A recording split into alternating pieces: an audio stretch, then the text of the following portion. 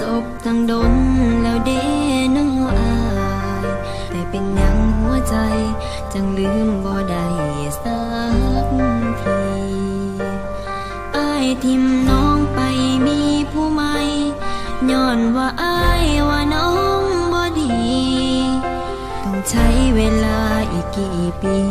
จังสิลืมอายเป็นผู้สาวเก่าโดยบ่ได้ตั้งใจ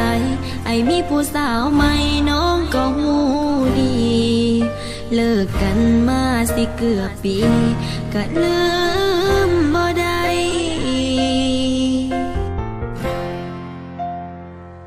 จากใจผู้สาวเก่าว่าน้องลืมเจ้าบ่ได้ดอกเด้อ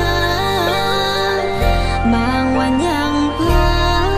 แอบกดเบอร์สิโทรหาอายละเมอส่องเฟซก็เฮ็ดให้น้องเจ็บใจเห็นรูปเขาคู่กับอา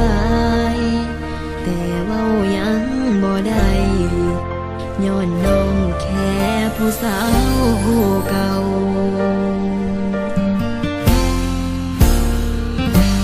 เป็นผู้สาวเก่าโดยบ่ได้ตั้งใจไอ้มีผู้สาวใหม่น้องก็หูดีเลิกกันมาสิเกือบปีก็ลืมบ่ได้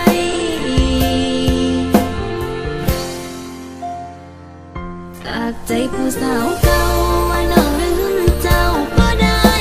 ดอกเด้อบางวันยังเพ้อ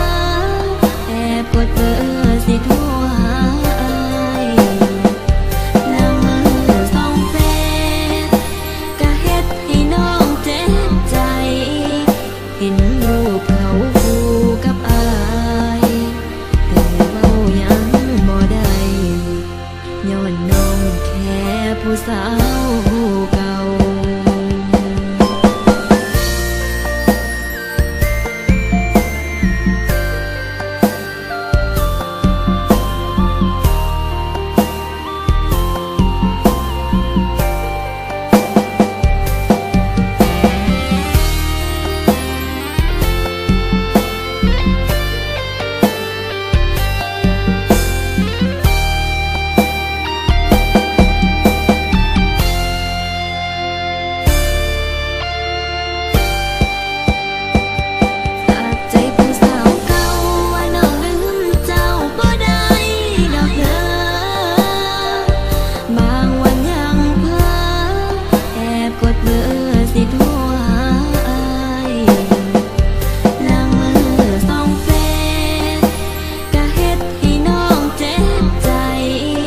เห็นรูปเขาคู่กับอา